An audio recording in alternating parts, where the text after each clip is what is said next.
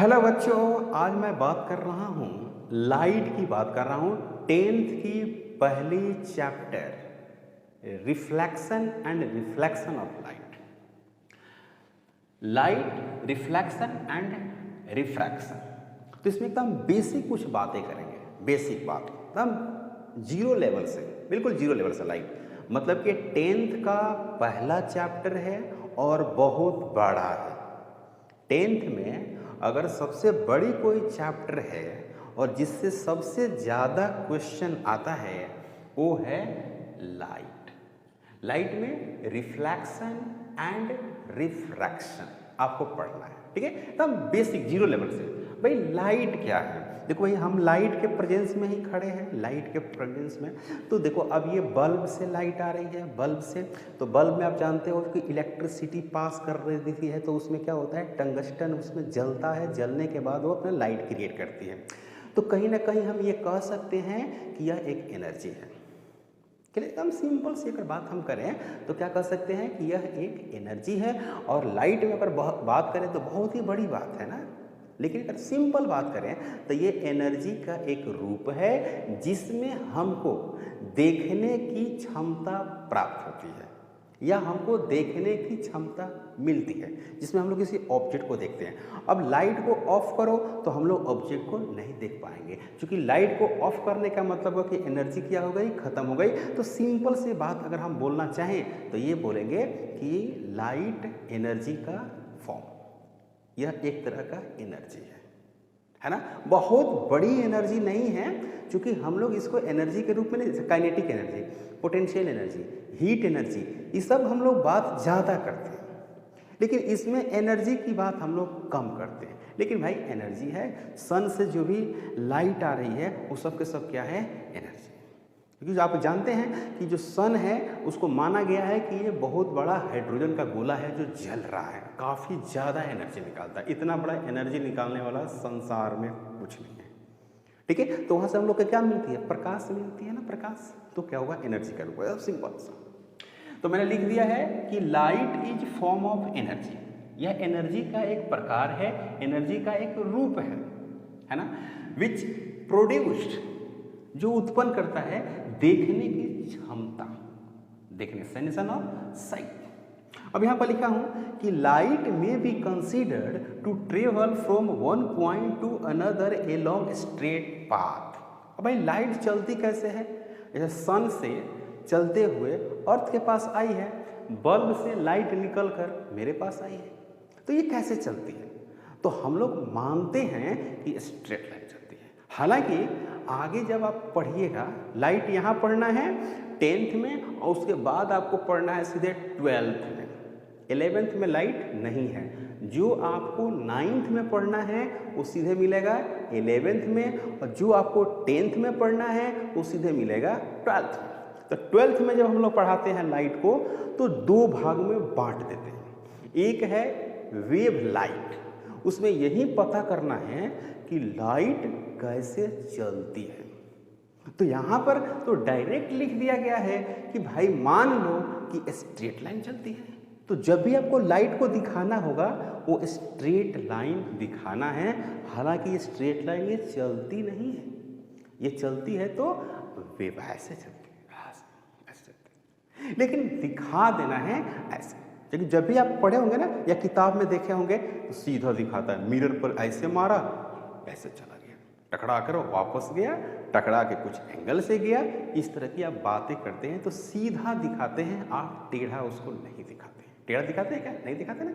तो यहाँ पर मानना है कि लाइट में be considered to travel from one point to another along a straight line path. String line है ना, straight path joining the two points and such a straight path is called ray। फिर क्या बोल रहा है, बोले लिख दिया हुआ है ना कि जैसे 1 पॉइंट, 2 पॉइंट, 3 पॉइंट, 4 पॉइंट। अब सभी पॉइंट को मिलाओ, यस यस यस, तो ये क्या हो गई, लाइन हो गई ना, लाइन। तो यही है पाथ, किसका, लाइट का। सीधा चलती है, सीधा चलती है, बस। इसको हम लोग रे कहते हैं। अब देखो एक बंडल ऑफ रे होता है, जैसे बल्ब है तो बल्ब से क्या निकलेगा, क्या एक ही लाइन निकलती है? नहीं, बहुत सारी लाइन निकलती है। टॉर्च, टॉर्च को ऑन करेंगे तो क्या वहाँ से एक ही लाइन निकलेगी? नहीं, वहाँ से बहुत सारी लाइनें निकलती है और सभी लाइनें क्या होगी? पैरेलल, सीधा होगी। और उसके अंदर में शेप ऐसा बना हुआ तो आगे जाकर फैल जाएगा, अलग मैटर है, बट जनरेट होगी एकदम स्ट्रैप। तो उन सभी लाइटों को, माने उस सभी लाइन को बंडल ऑफ रे कहते हैं। मतलब एक रे को तो रे कहते ही हैं, बहुत सारे अगर रे हो तो उसको हम लोग क्या बोलेंगे? बंडल। बंडल माने गुच्छा टाइप के हो, बहुत सारे हो, है ना? तो बंडल ऑफ रे। तो कह रहा है कि अ बंडल ऑफ सच अ रे constitutes a beam of light. यहाँ पर लिखा हुआ है कंस्टिट्यूट्स, ये टी कंस्टिट्यूट्स मतलब क्या हो गया? बहुत सारे, है ना? बीम ऑफ लाइट, उसको हम लोग बीम बोलते हैं। क्या बोलते हैं? बीम। बहुत सारी लाइट हो तो बीम बोलते हैं। क्या बोलते हैं भाई? बीम। जैसे ये हो गया बीम ऑफ लाइट कह सकते हैं इसको। क्लियर? अब एक बहुत इंपॉर्टेंट बात यहाँ पर ये है, बहुत इंपॉर्टेंट बात मैं बता रहा हूँ कि लाइट जो है ना वो इलेक्ट्रोमैग्नेटिक वेव्स है। अब इलेक्ट्रोमैग्नेटिक वेव्स क्या है? तो यहाँ पे ज़्यादा डिस्कशन इलेक्ट्रोमैग्नेटिक वेव्स के बारे में नहीं होती है। जब 9th की पढ़ाई होती है, जब स्कूलों में 10th की पढ़ाई होती है और 9th 8th की पढ़ाई होती है तो उसमें टीचर क्या करते हैं? डंडा लेके घूमते हैं और क्या कहते हैं? सीधे बोलते हैं क्या? याद किए हो सुनाओ। ऐसा क्यों बोलते हैं कि याद किए हो सुनाओ? क्या समझाने की बात नहीं है?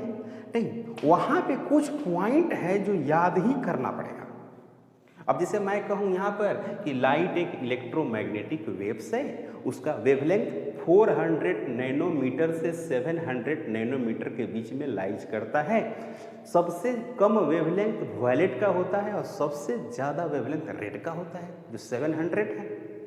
तो फिर बच्चे के दिमाग में आएगा कि इलेक्ट्रोमैग्नेटिक वेव्स क्या है, तो यहाँ उसको बारे में पढ़ना ही नहीं है, वो सीधे किस में पढ़ना है? 12th में पढ़ना है electromagnetics wave.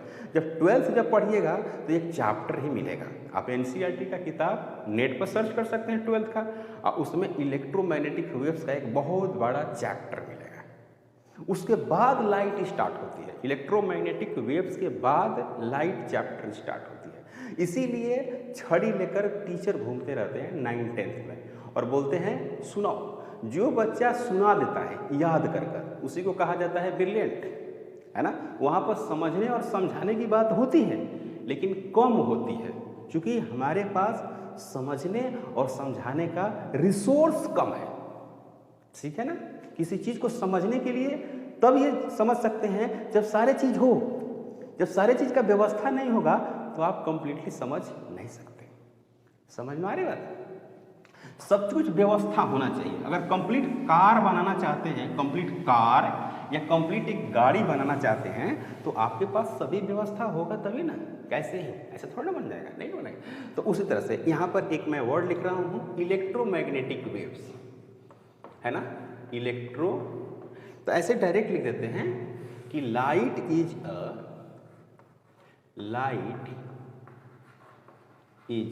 Electromagnetic wave. Electromagnetic waves, electromagnetic waves which travel in vacuum में भी ट्रेवल करेगा, एंड ट्रांसपेरेंट, बहुत इंपॉर्टेंट वर्ड है भाई, देखो लाइट के लिए ट्रांसपेरेंट। ट्रांसपेरेंट का मतलब होता है कि यह एक ऐसा मीडियम है जिसमें लाइट चल सकती है। जैसे पेपर, ऐसे पेपर अगर हम कर दें तो उसमें लाइट चलेगी, कुछ चलेगी जरूर चलेगी, है ना? या शीशा हो गया, शीशा, तो शीशा से क्या होगा? लाइट इस पार से उस पार चलेगी। ग्लास टाइप का हो, ग्लास टाइप को शीशा हो तो उससे चलेगी। तो इसको हम लोग बोलते हैं ट्रांसपेरेंट, जिससे लाइट इस पार से उस पार जा सकती है, कम जाए लेकिन जाएगी। तो उसमें जैसे मान लीजिए कि पेपर है तो पेपर में कुछ मोटाई होगा ना तो उसे पार करेगी, तो पार करेगी तो उसमें स्पीड क्या कर जाएगा? चेंज कर जाएगा। अब वैक्यूम का मतलब क्या हुआ? जहाँ पर एयर ना हो, ऑक्सीजन नहीं हो, ऑक्सीजन। जैसे अर्थ पे तो एयर है ही, ऑक्सीजन भी है। मून पे क्या है? ऑक्सीजन की कमी है। वहाँ भी लाइट खूब आराम से चलता है ना। अब पानी में भी चलता है, ग्लास में भी चलता है, पेपर में भी चलता है। तो गिलास, पेपर, पानी, ये सबको क्या बोलेंगे? Transparent material. क्लियर? जिसमें लाइट चलती है तो इसमें चलती है ना। तो रेंज ऑफ वेवलेंथ है ना, range of wavelength of light, याद रखिएगा, of light, not electromagnetic wave.